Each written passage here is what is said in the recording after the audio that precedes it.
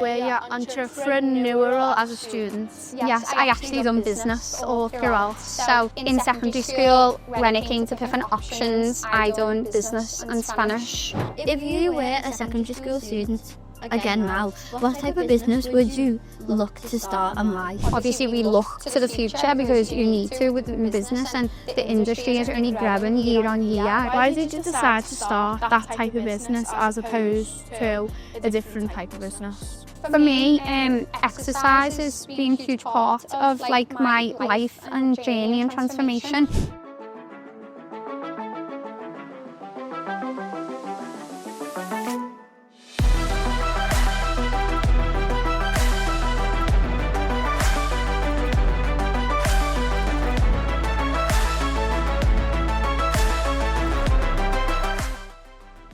Hello, my name is Richard Layton and I work as the Entrepreneur in Residence within the University of Liverpool within the Brett Centre for Entrepreneurship. We're here today with the Girls with Dream Club special at Scouse Girls Social. We've got our two interviewers for the KidsInterviewEntrepreneurs podcast. We have Tiff and Poppy, and we have our entrepreneur as well. Thanks so much for coming in, Chelsea Kelly, that runs ATIA. So I'll hand it over now to Tiff and Poppy to ask the questions. So our first question is going to be, what does the business that you run do and how long have you run it for?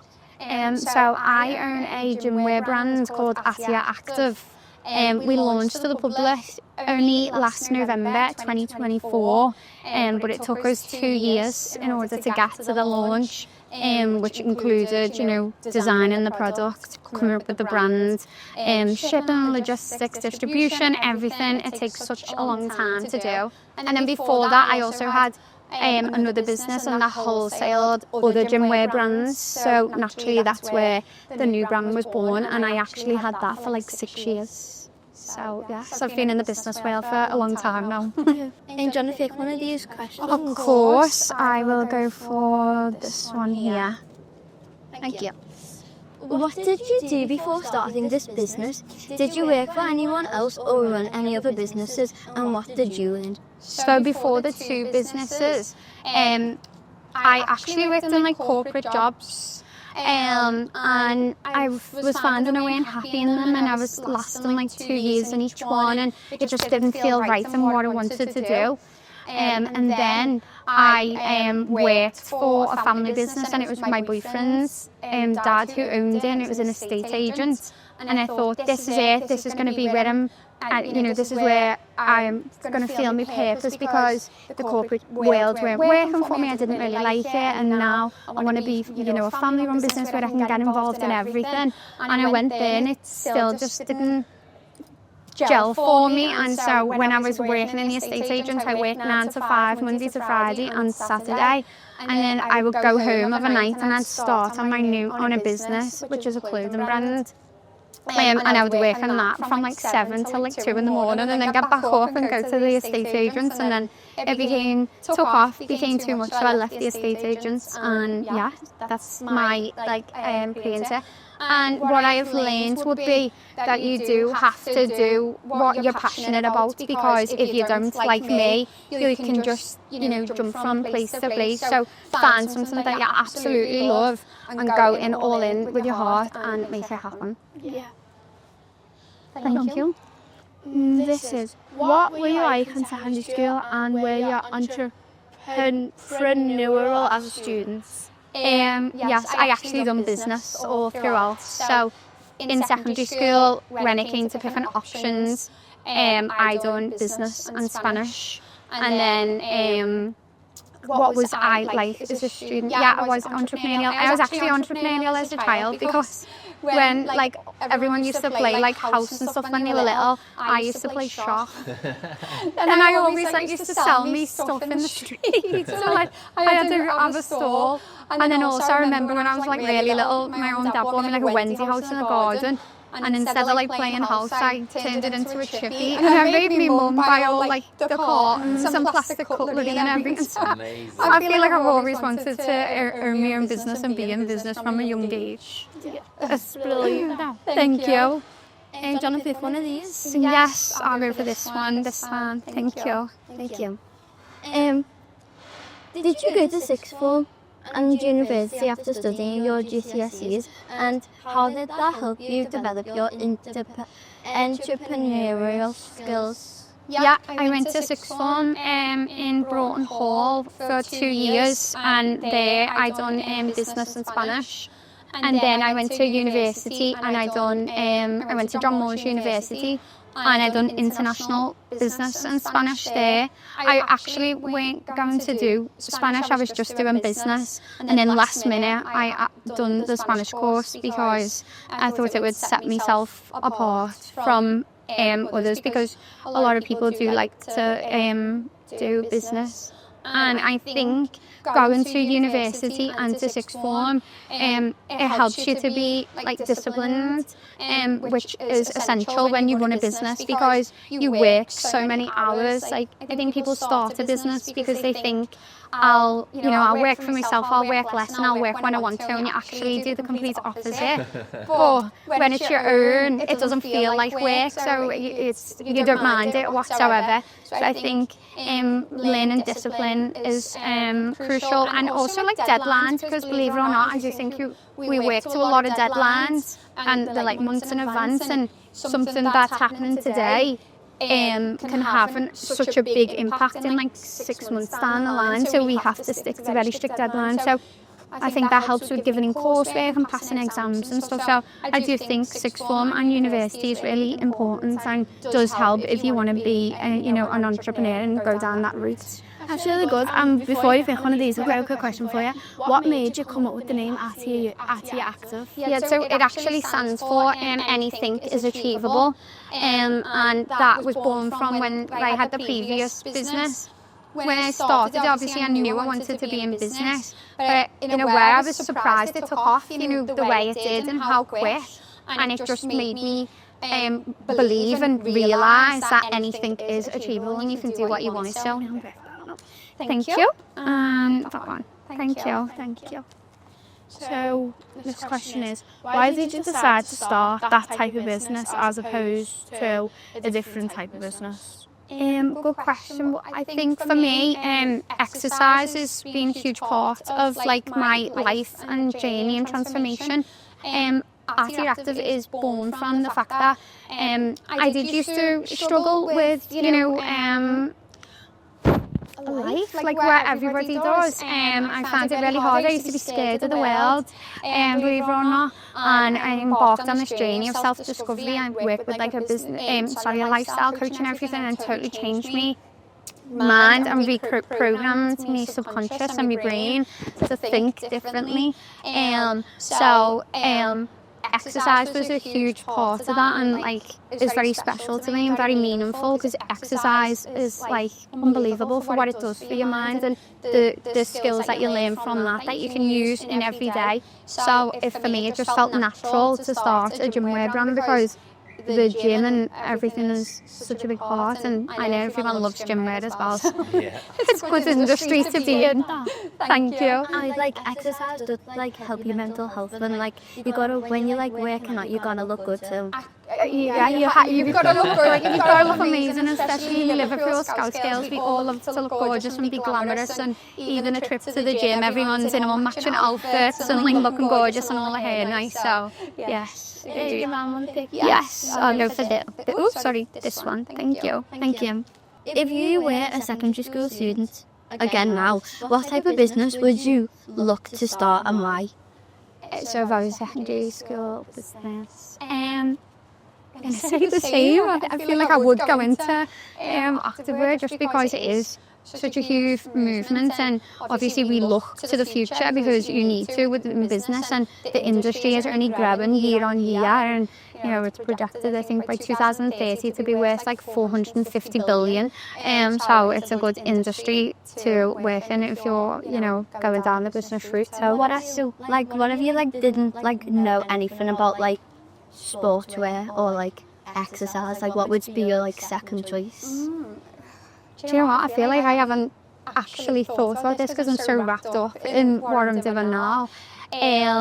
But I think, I do think health and well-being, I think it's huge right now. And I feel like as we go, like when I was in secondary school, we had nothing. Like I didn't even know what Pilates was. I really knew what I knew yoga, but not really. I'd never done it. And like now as we go on, and there's like everyone, there's retreats, and everyone's so conscious of like what they eat and what they put into the body and the mind and everything. So I think I would definitely still go into the health and well-being space, maybe not gym wear as such, but something within that realm, because I think we're only getting more obsessed as we become more aware from what we're like exposed to daily. So instead of me asking you a question from there, can I ask you one? Of course you can, yes. So when you like were young, did you always like, I know you've explained that you did, but did you ever have like another dream, or like did you ever sidetrack from what you've wanted to do?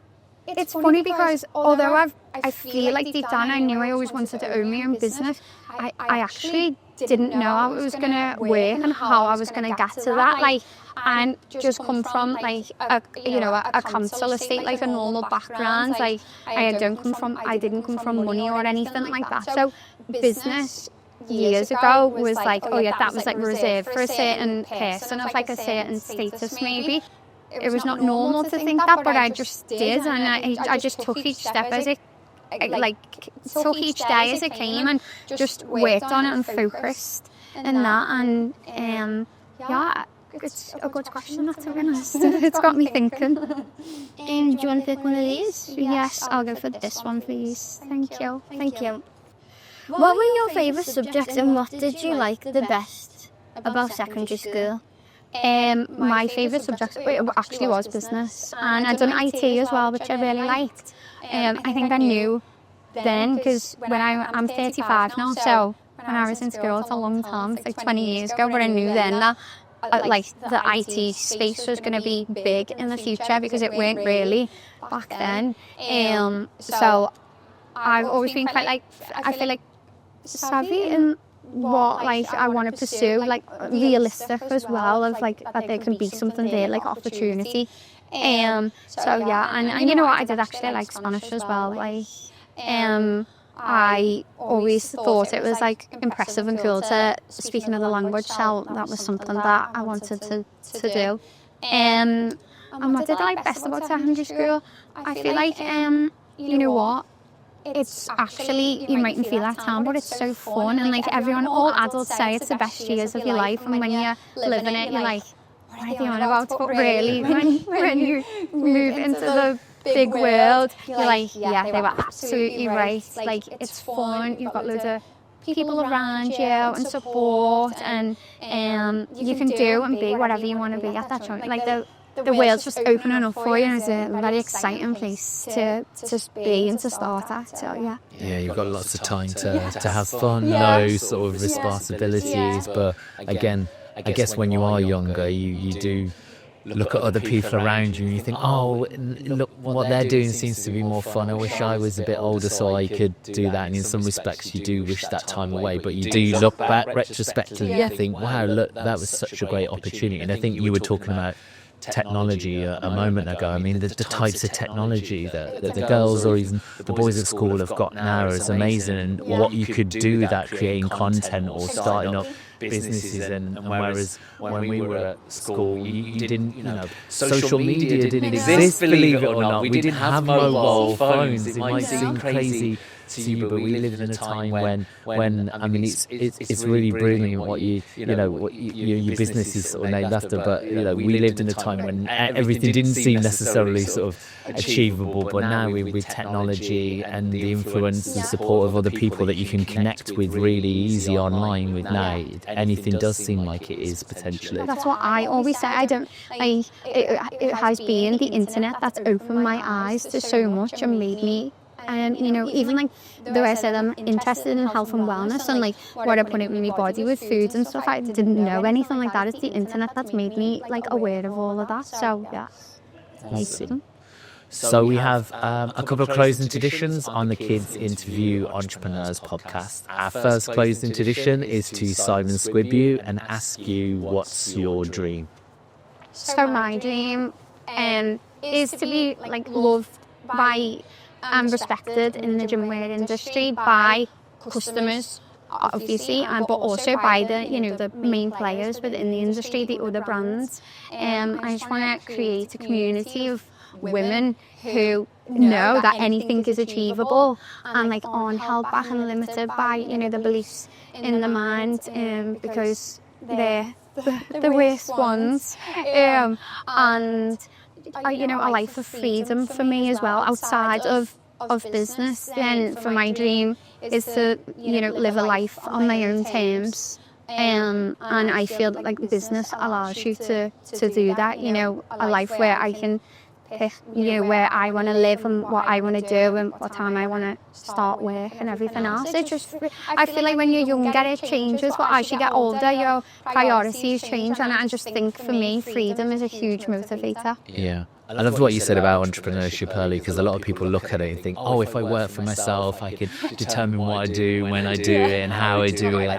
But it's not actually like that. You do find that it's a lot more time, energy, and effort. But equally, like you said, you love what you're doing more. And if you really love what you're doing, just time seems to go by. It doesn't feel or seem like work. It just seems like fun. Always try 100%. Yes. In your own thing, Yeah, exactly. And you do have the control. You do work a lot more, but it just really does not feel like work when you're doing something that you love every day. I love spreadsheets. If I worked in another job, I would never say that, but because they're mine and it's my work, you even love things that you think you wouldn't love. Yeah, you want to know all the little details and how you can kind of affect that to make what you're doing even more successful than it already is. Our second closing tradition on the Kids Interview Entrepreneurs podcast is to Stephen Bartlett.